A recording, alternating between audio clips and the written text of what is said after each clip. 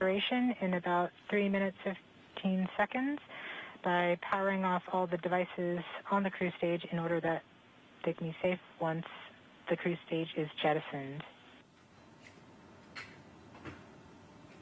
Yeah, this cruise stage has been very reliable. We are firing our first pyros to vent the HRS liquid and gas. This has been the coolant that's kept their vehicle from getting too hot on the way to Mars. We have to vent it into space. And this is one of the first major events that take place as part of entry, descent, landing. The HRS vent anchor is complete. Yes. We will see the next anchor in approximately 3 minutes. Okay. We are currently 12.5 minutes from entry interface. We are coming upon cruise stage separation in 2 minutes and 20 seconds. What's happening now, Rob? Okay, well, we're just waiting. The rover is completely in charge. It's doing all the things we've taught it how to do. It's all built into the software. We've tested it over and over and over again. This team has spent 24 hours a day, 7 days a week, testing this thing for years. And so this is really the culmination of all that work. So this vehicle is getting ready to push that cruise stage away.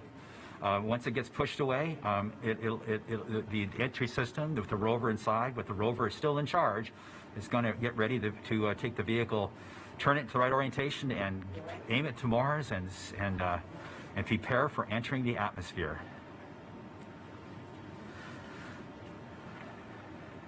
This won't be long. Be prepared for this event. We're about 1.5 minutes from cruise stage separation, about 11 minutes 20 seconds from entry interface. Okay, so it's about 10 minutes from cruise stage separation till entering the top of the atmosphere. From then on and out, things happen We are fast. switching to MFSK tones. Telemetry will have stopped. Telecom is confirming that the spacecraft has switched to broadcasting tones. These tones are received directly from Perseverance, but have very limited information content. We won't receive real-time information until about 9-10 minutes from now, once the Mars Reconnaissance Orbiter starts relaying information from Perseverance. We are under a minute from cruise stage separation, about 10.5 minutes from entry interface. It's getting exciting. I have to admit, I am quite anxious, but very hopeful that this machine is going to do what we asked it to do. We are seeing the heartbeat tones. Okay, that means that there's no more ones and zeros coming. It's just the vehicle telling us it's still alive.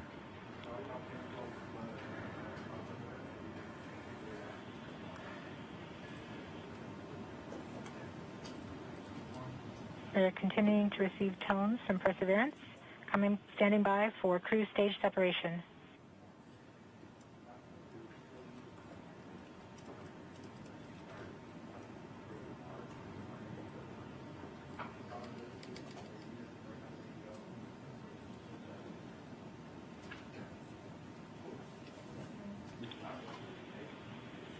We have indication that cruise stage separation has been confirmed by the spacecraft.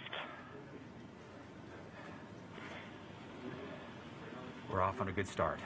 In about 1 minute, Perseverance's landing software will wake up and begin the final preparations for entry. The first action it will do is to fire warm-up pulses with its entry thrusters. These pulses ensure that the spacecraft gets the thrust that it wants during entry interface. We're about 9 minutes from entry interface.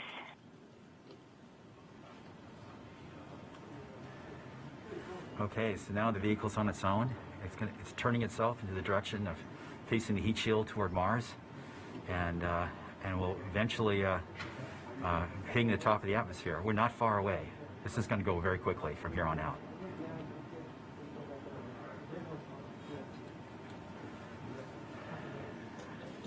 That's confirmation that we got shadowed by the cruise stage as it passed through our beam to the Earth. Telecom indicated actually that we could see a signal that the cruise stage went between the Perseverance entry capsule and Earth. So we saw a little blip, the data stream indicating the cruise stage separation. We have confirmation that the vehicle has started warming up those entry thrusters. Warm-up pulses have begun.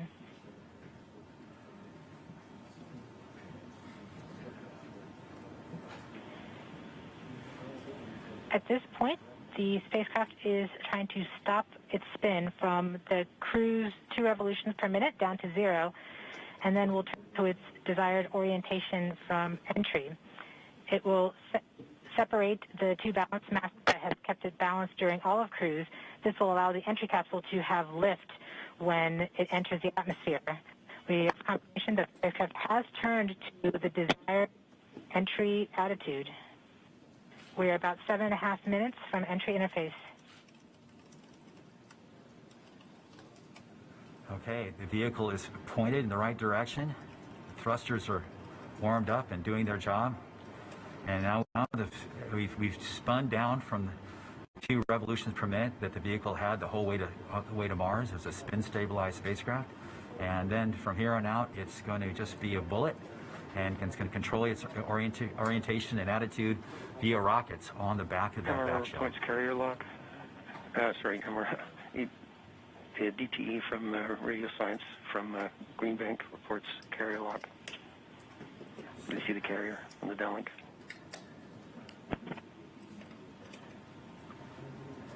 Flight level 1. We are continuing to wait for entry interface. We're about 6 minutes and 45 seconds from entry interface. We have confirmation from Greenback that they are receiving direct-to-Earth telemetry via that path. The spacecraft Perseverance is currently transmitting heartbeat tones. These tones indicate that Perseverance is operating normally and has nothing significant to report. This is as expected. We're currently just over 6 minutes from entry interface.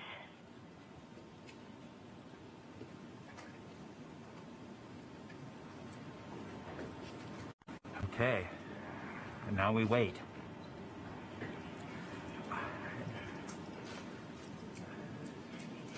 As soon as we get to the top of the atmosphere, it will be very quickly, which is the entry point. It won't be very long before the atmosphere will start getting thicker and thicker. It's going very quickly at a fairly steep angle of 15 degrees into the atmosphere, and as it starts to slow down. We're just under, we're about 5.5 minutes from entry interface. We're still receiving heartbeat tones. We expect to continue receiving heartbeat tones until about 5 minutes after entry. At that time, Perseverance will be no longer in view of our antennas here on Earth. About 90 seconds prior to entry, the Mars Reconnaissance Orbiter should begin receiving telemetry from Perseverance and streaming it to Earth in near real time. There are a few expected short outages, such as when we have a plasma blackout or when we enter the peak heating phase. Aside from these outages caused by the plasma blackout, antenna switching, or high dynamic events, spacecraft events, we should have telemetry until about 90 seconds after landing. A plasma blackout is when the signal from Perseverance isn't strong enough to make it through the superheated, super fast air flowing around the spacecraft all the way down to Earth. Once the temperature drops below that peak heating, we do reacquire the signal from Perseverance. We are currently about 4.5 minutes from entry interface. Perseverance continues to report heartbeat tones, indicating everything is nominal. Okay, what we're looking for now is Mars Reconnaissance Orbiter should be in view soon of our vehicle and be able to listen to ones and zeros coming from a separate radio that's really designed to talk between spacecraft. MRO reports the electro radio is powered on, ready to receive signals from the lander. Okay, MRO is ready and able and waiting for to hear from our rover. Mars Reconnaissance Orbiter has reported that it's ready to receive the signals from Perseverance. It should be in a few minutes here. We're just Flight level 1 from entry interface.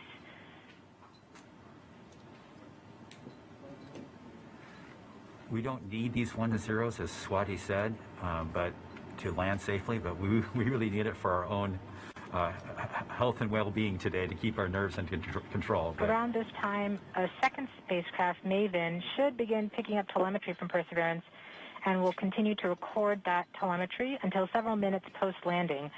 We won't get that data for several hours after landing as it's being recorded and then will be forwarded to Earth later. We are continuing to receive heartbeat tones, indicating that everything is nominal. We're currently at about 3 minutes until entry interface. Okay.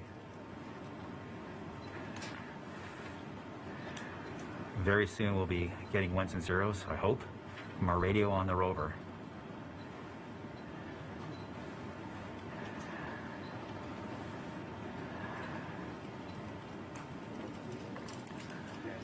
The entry interface is nothing more than just an arbitrary place in the sky that we've defined to be above the atmosphere.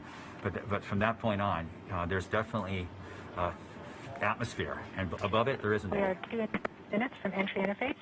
Perseverance is to transmit heartbeat tones, indicating everything is nominal. So the tones can tell us whether something's bad or not is happening. So far the heartbeat is doing well.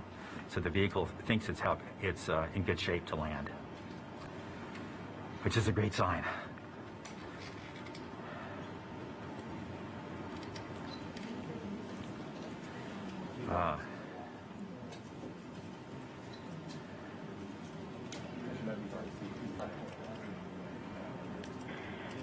We're just under 2 minutes from entry interface. As it gets closer to Mars, Perseverance is actually being pulled in by gravity and accelerating. By the time Perseverance reaches entry interface point, she should be going just under 5.4 kilometers per second. We're at about 90 seconds from entry interface and standing by for Mars Reconnaissance Orbiter to pick up the telemetry.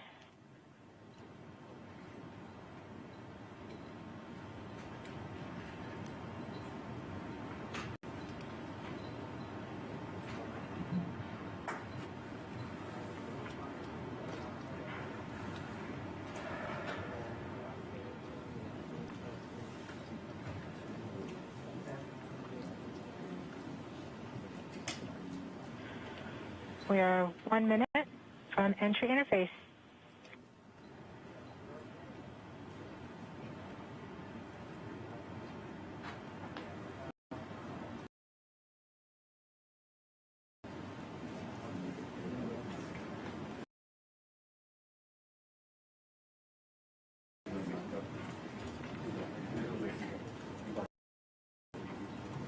MROs are in receive mode. We have confirmation that the Mars Reconnaissance Orbiter is now relaying data from Perseverance. We're about 30 seconds from entry interface. Perseverance is going about 5.2 kilometers per second and is about 190 kilometers altitude above the surface of Mars. Confirm your jet data flow.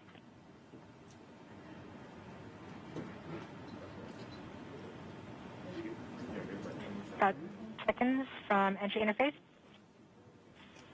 5.3 kilometers per second and an altitude of about 150 kilometers from the surface of Mars.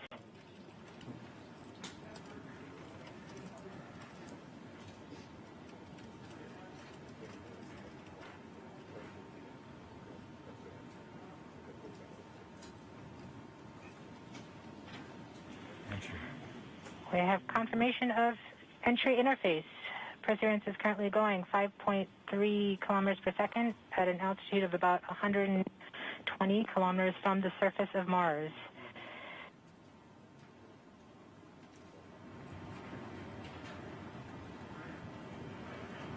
The spacecraft is now waiting until it begins feeling the atmosphere of Mars slow it down. Once there is enough atmosphere, it will start controlling its path to the landing target.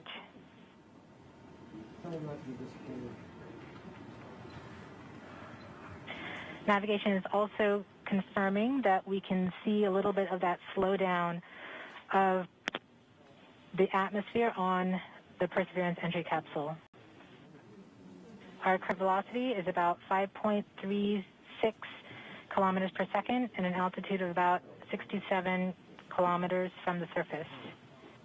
We are probably seeing MRO plasma blackout at this point.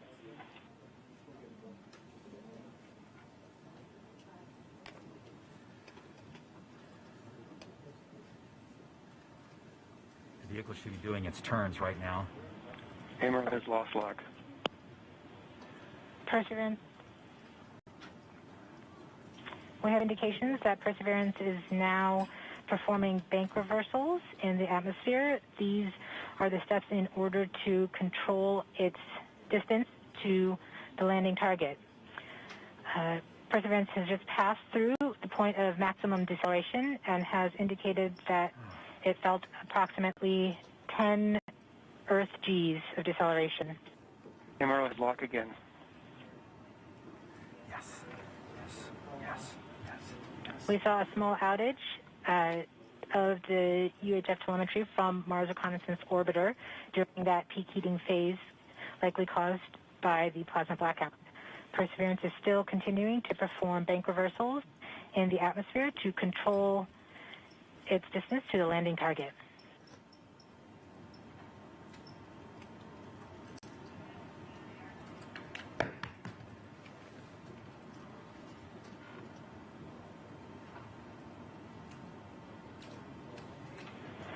Perseverance is going about 1 kilometers per second at an altitude of about 16 kilometers from the surface of Mars.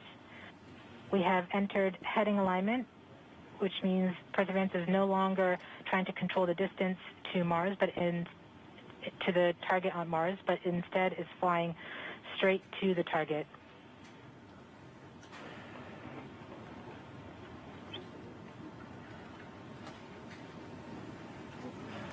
Parachute.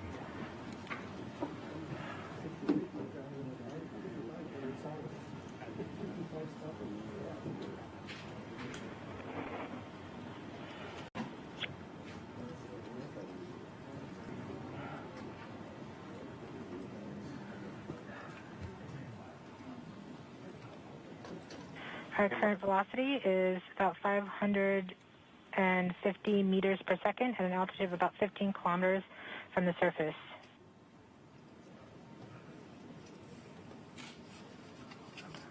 AMRO is reporting good telemetry lock. We are coming upon the straighten up. We are starting the straighten up and fly right maneuver, where the spacecraft will jettison the entry balance masses in preparation for parachute deploy and to roll over to give the radar a better look at the ground. Yes, yes, yes. The navigation has confirmed that the parachute has deployed, and we are seeing significant deceleration in the velocity. Our current velocity is 440 meters per second at an altitude of about 12 kilometers from the surface of Mars.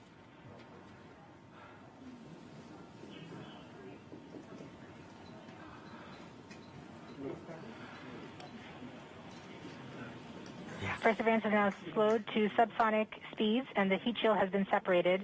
This allows both the radar and the cameras to get their first look at the surface. Current velocity is 145 meters per second at an altitude of about 9.5 kilometers above the surface.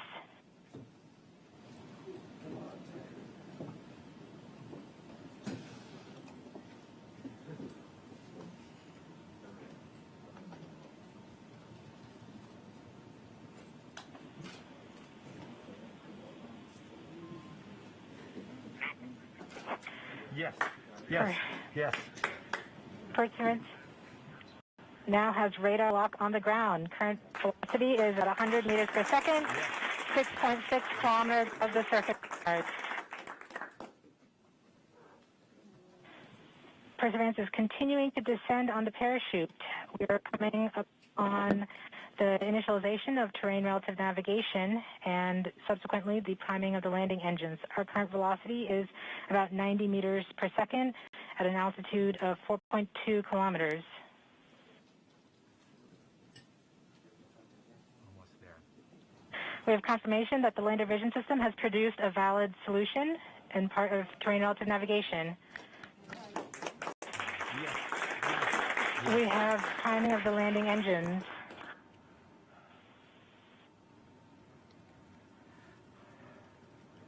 Current velocity is 83 meters per second at about 2.6 kilometers from the surface of Mars. We have confirmation that the back shell has separated. We are currently performing the divert maneuver. Current velocity is about 75 meters per second at an altitude of about a kilometer off the surface of Mars. TRN Safety Bravo. We have completed our terrain relative navigation. Current speed is about 30 meters per second, altitude of about 300 meters off the surface of Mars.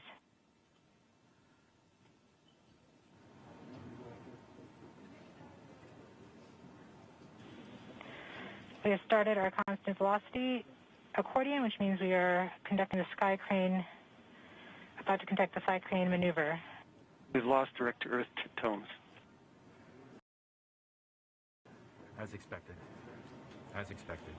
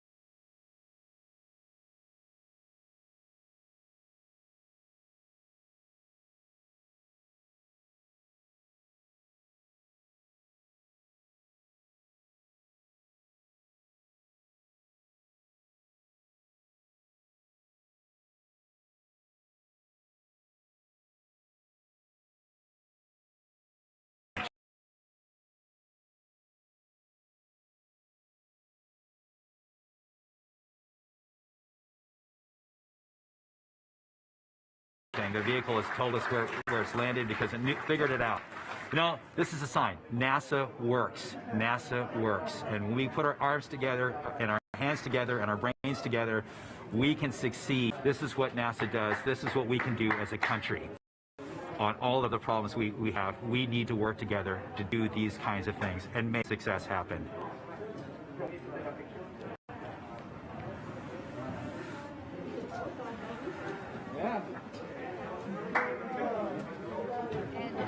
Joining us now is the acting administrator of NASA, Steve Jurisic. Steve, welcome and congratulations. Hey, thank you. What an amazing day. And how does it feel to have another rover on Mars? It's amazing to have Perseverance join Curiosity on Mars, and just a credit to the team. I mean, just what an amazing team to work through all the adversity that goes and all the challenges that go with landing a rover on Mars, plus the challenges of COVID, and just an amazing accomplishment.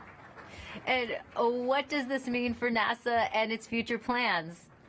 So for robotic exploration, every time we execute a mission with new instruments, we discover new things and things we never thought we would discover. So that always informs our future robotic missions, both landers, rovers, and orbiters.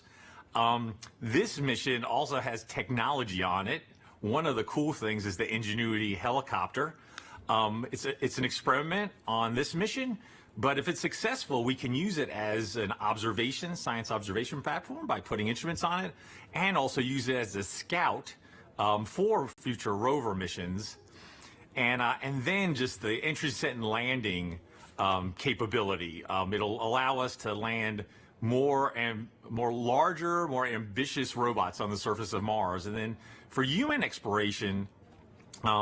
We have the Mars Entry, Descent, and Landing Instrumentation, which is going to give us EDL information. We have the Mars Environmental Dynamics Analyzer. It's going to give us size and properties of dust particles, because when we send people, we're going to have to deal with that dust. This is just an incredible mission because of the science and the technology, and then caching samples for our Mars Sample Return mission. That will be an amazing mission, the first round trip to Mars and back, and bringing those samples cached by Perseverance back to Earth to examine with state-of-the-art equipment in our laboratories here on Earth. We have so much to look forward to. And we also have a student question coming in from Landon. Let's take a look. Hi, my name is Landon Applegate. I'm in 6th grade, and I'm going to Academy for Academic Excellence. And my question is, do you think we could get resources from Mars to help on future missions, or even as like a launching point? Great question, Landon. Actually, we have an experiment called the Mars Oxygen In Situ Resource Utilization Experiment, or MOXIE, and it's going to demonstrate generating oxygen from atmospheric CO2. And that could help generate breathable oxygen, and even if we can liquefy it, oxidizer for propulsion systems. So that's a tech demo on Perseverance. And then we're going to continue to characterize the frozen water on and below the surface of Mars, and eventually try to figure out how to extract that water from the Martian soil, or what we call regolith. And then we can use that for potable water, and also break it down into oxygen and hydrogen for rocket fuel. So absolutely, we're going to try to eventually figure out how to live off the land to support human missions to Mars. Thanks for taking the time to talk to us today, Steve. Thank you. And now that Perseverance has safely touched down on Mars, let's learn more about what's in store for the rover. Joining us now is Surface Mission Manager Jessica Samuels. Jessica, your surface operations team has now taken over.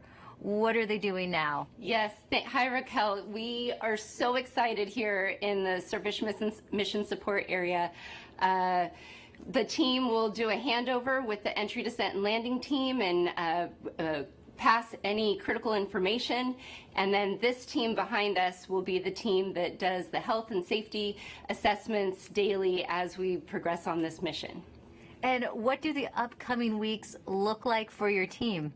So as we enter Mars time now, the commanding team will be working overnight while the rover is asleep so that we can perform the initial checkouts of our key rover functions and our science instruments. And we have to do this all in time for the regularly scheduled communication pass, which happens in the morning. And so we will be working around the clock, making sure that Perseverance is healthy, and we will begin this exciting adventure.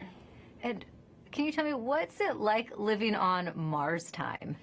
It's a little bit like constantly, flying and changing your time zone. The rover, on Earth, the rover wakes up at the same time every day, but on Earth, that's 40 minutes later. So the team is going to be shifting our work schedule by 40 minutes as we come into work over the next few weeks. So it'll be exciting and some late nights, but we're also excited and we can't wait. It's a whole new lifestyle. Yes. We also have a student question for you. This is Sophia's video. Hi, my name is Sofia Lopez, and my question for NASA is, how's Perseverance gonna survive? And here's a drawing that I made from Perseverance thinking about Earth. Thank you. Well, Sophia, Perseverance survives with a power source that charges its batteries overnight while it sleeps, and it keeps heaters on so that all of our critical electronics can stay warm, as well as our mechanism. But it's really survived by the team that performs the health and safety assessments every day and communicates with the rover and makes sure that she's doing okay. Well, thanks for your time, Jessica, and good luck living on Mars time. Thank you. Should be fun.